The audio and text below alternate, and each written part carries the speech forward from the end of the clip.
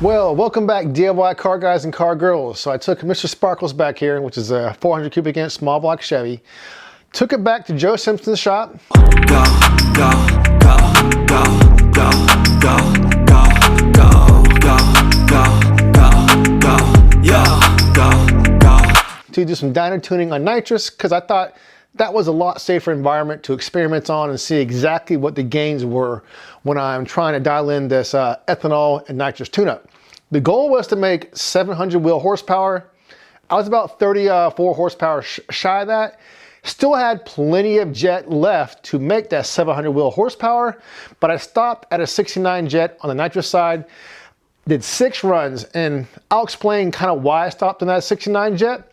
Because at a certain point, the power as I was going up was not going up incrementally as the jets went up to a certain point. So I kind of took a step back and I was like, you know what, I'm gonna leave it right here because I think there's several things that are working against me. I'm not gonna say that it's ethanol and nitrous is the issue. It could be other things. It could be camshaft. It could be maybe that 111 lope separation is just not quite right for nitrous and ethanol or whatever. Or I think the biggest problem is the converter. On motor, it'll flash at around 5,000 RPM when you stab at it. On the kit, 6,500 RPM.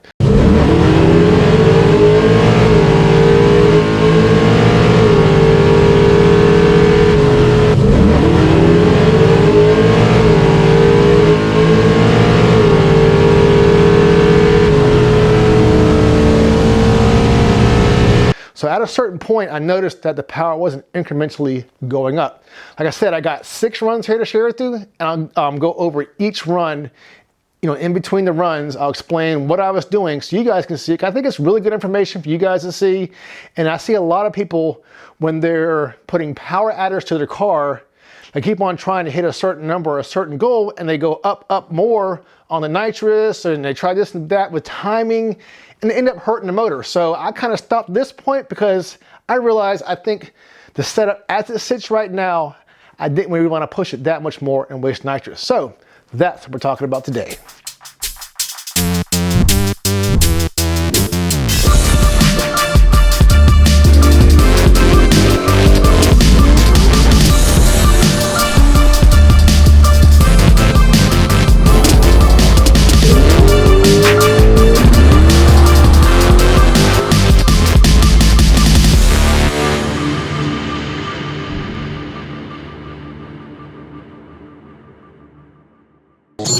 Okay, so for this first dyno run, I had 60s in the nitrous side and I had 58s in the fuel side.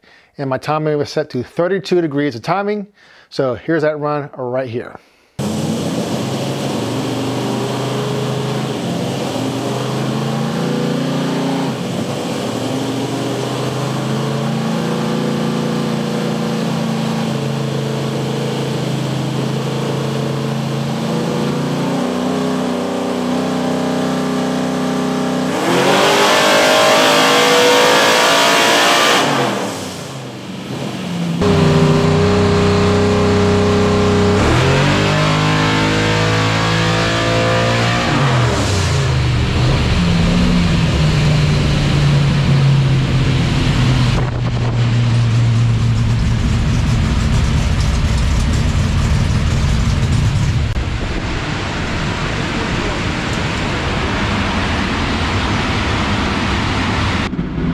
I guess your ramp is set to whatever the ramp is. Yeah, so I made 720 foot-pounds of torque. yeah, the ramp rate had to be sped up with the additional power. Yeah. Otherwise, They just run away. well, the opposite. You'd just be lugging the motor down real hard. Gotcha, Get pissed. gotcha. That seemed about right. Okay, that's why after the first one I would say, like, does that feel about right? You can calculate it and add it up and whatever. But So where did it make the peak at? 640. So probably 6,500, I would guess. we're putting this 57, but that's because it's just flat. Yeah, I went to like, yeah, because I let off at 7 on the tack.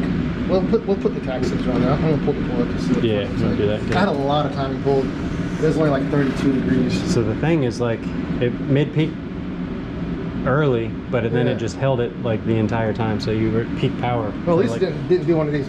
yeah, exactly. What's the air fuel? Pretty rich. Oh, 11.8. 11.8. Oh wait, 11.8. Oh, it's way leaner than I thought it was going to be. I'm glad I jetted it up. Yeah. I'm glad I jetted that shit up. All right, so after the first run, we decided to step it up on nitrous, of course. We're going up incrementally. It was at a 60 jet, then I went to a 65 jet. And I actually forgot to swap out, go up more in the fueling side, and it made pretty good power, which you'll see. But I pulled the plugs after that first run. Everything looked pretty darn good. And the timing, even being at, you know, a lot of people say E85 and nitrous, you don't have to pull that much timing. On my motor, I find that to be completely false. There's no way, because the timing strap looked like it was about as much timing as I can give it as far as my eyes will see. And don't worry, eventually in this video, we will give it more timing, we'll give it more fuel, we'll take away fuel, and we'll do all that stuff, take away timing, and we'll see exactly how that relates to power on the dyno graph.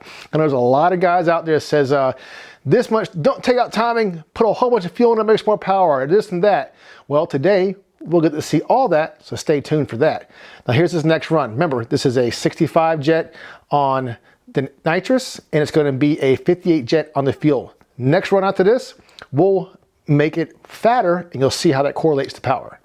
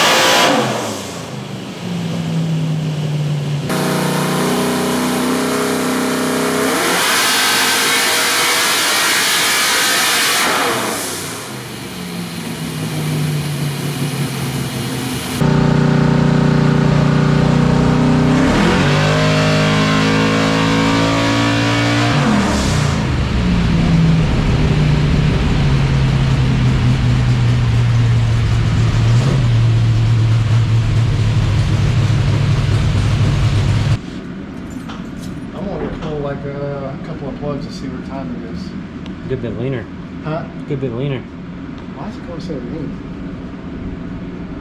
Okay, so you heard me say, why is it so lean? It's because I forgot to put the jetting up in the front. So it's kind of good that I decided to go incrementally up instead of just making a big change. If I forgot to change the jetting for the fuel and made a big change, I possibly hurt something. But 12.0, 12.2, 12.1, I don't think that's gonna hurt anything. A lot of people run a little bit leaner. I kind of shy away from running it, super lean, like, in the 12.5s or 13s, like I said, I've seen some people do, and some people say they run it super fat down to 10s. I don't think that's right, and maybe making peak power at a lean AFR, maybe it'll make more power, but I kind of like to tune things to be in the safer zone. You know what I mean? You go down here, it's losing a lot of power, then you get in between those two. I would say, in between the peak power, in between where it's losing power, is probably going to be your safest area. And with the timing, like there's a risk reward thing. And me and Joe talk about this all the time. If you're getting like 50 horsepower off of doing this, then the reward for that risk is great. But if you're only getting like 2 or 3, maybe 5 horsepower, then it really does you no good to really put it on the edge right there just for 5 horsepower. So we're going to fatten it up in this run, and you'll see exactly, remember, nothing's changed. You'll see exactly how that correlates to power. And also the timing on this run was 30 degrees. For both of them, that is. Didn't change the timing. All we did was change the fuel.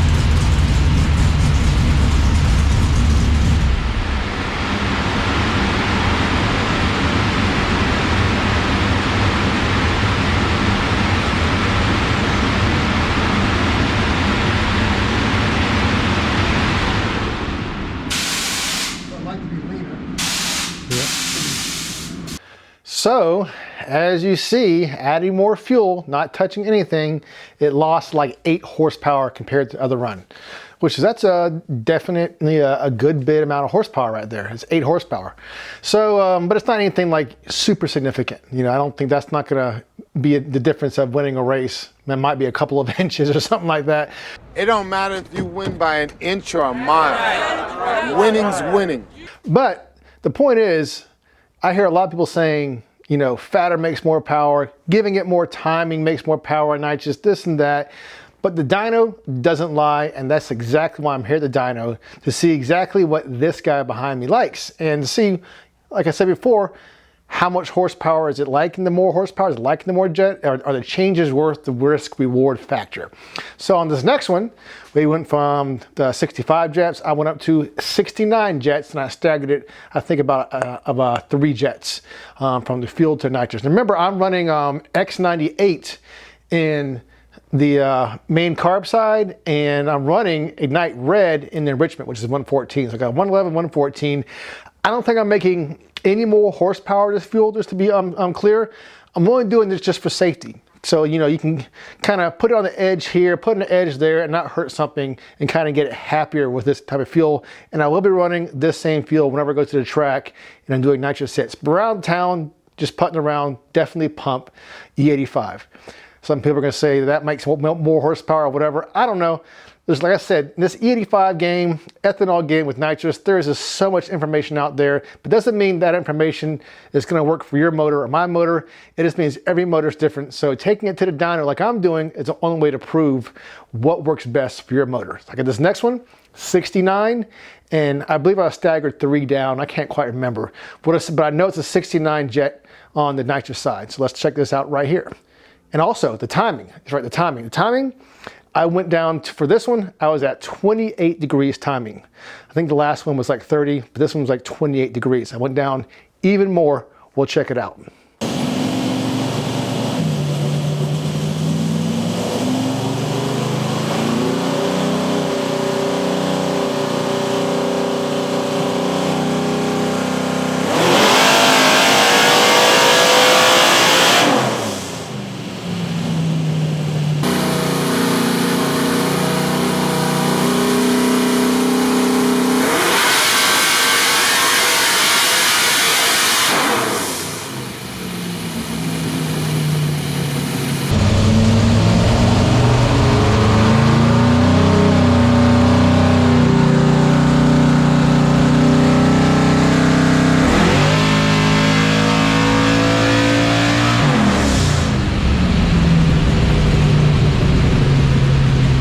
The devil?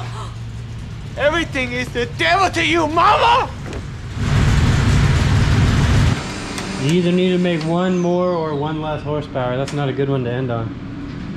Yeah, maybe I'll look at the plugs real quick, because it seems like it's not incrementally going up anymore. It's kind of weird. You know, my buddy said the same thing about me. See what it is. So what I'm seeing from my end, inside the vehicle, I should have had a GoPro in there. I'm watching the stall flash even higher as I put more nitrous to it. It is getting efficient way at the top, but this motor is not going to make peak power on nitrous at 7,000 RPM. What I would expect to see with this motor, it makes peak power, I think it was like 67 on motor. What I expect to see on nitrous, I even saw this with the LT1 that made peak power at like, you know, 68 way up there, or 66, something like that. It'll come up and then it'll kind of slowly taper off. It'll make peak power, you know, right around the 5,500 to 6,000 range. And this stall, I mean, the dyno will read the horsepower, but it's flashing really quick to like right up to like, you know, 6,600 RPM. So if it would grab at, you know, 6,000 or 5,500, I guarantee you it'd probably go up like this and then kind of taper off a little bit at the end. So I'm thinking to myself, I really don't think it's worth throwing more jet at it. Let's now play with the timing and play with the fuel and see what happens. So for this next run, I decided to put 30 degrees of timing from the 28 and see exactly what happened, and don't touch the jetting on the fuel. So we're gonna do that right now.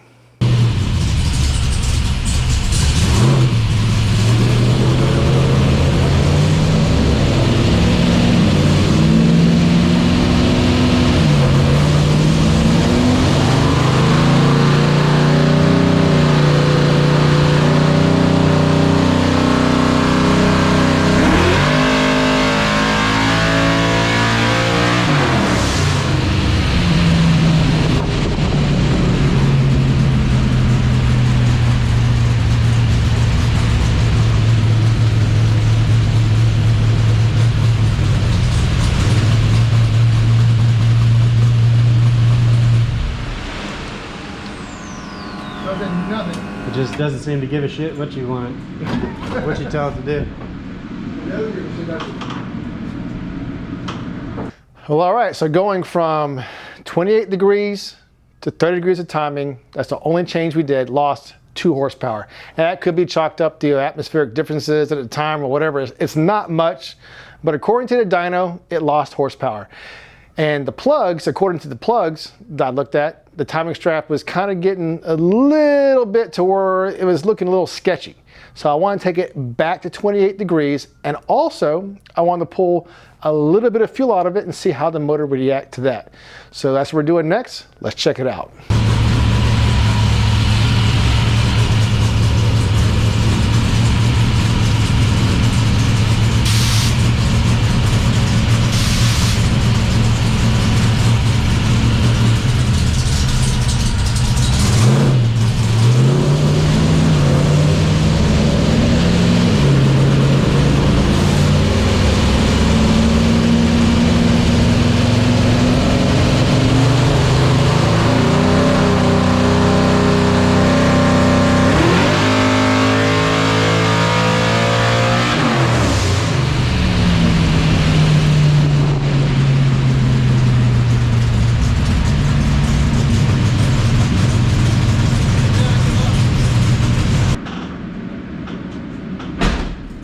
But it made more power that way. How lean was it? 11.9? And that's a significantly leaner. Yeah. Didn't really do shit. Leaner, no change. Richer, no change. Timing, up, down, left, right, no change. Jet, no change. Well, all right. So in conclusion, pulling timing out and taking fuel out made more power than the same amount of fuel and more timing. Not only that, but the most important thing is I'll put both these plugs up. You'll see this one right here, which is the 30 degrees of timing with more fuel. And this one was a 28 degrees of timing with less fuel. And you can see this is the same hole. This is the most picky hole. And as you can see, it made more power and the plug looks safer with less fuel and less timing. So that's all I got today for you guys. And hopefully this video has been kind of a eye-opener into not just listening to people on Facebook, because some guy in some other state, and if you're over here in this state, they can't tune your motor or tell you what's best for your motor, like, 500 miles away. Unless they're there looking at your plugs, listening to it go on the track, and if they're actually worth a shit, then maybe you should listen to them about tuning your motor. So if you want to tune your motor and you got no one else except yourself, don't listen to the internet, listen to your motor, because that will tell you what it wants every single time. Until next time, keep on wrenching. Peace.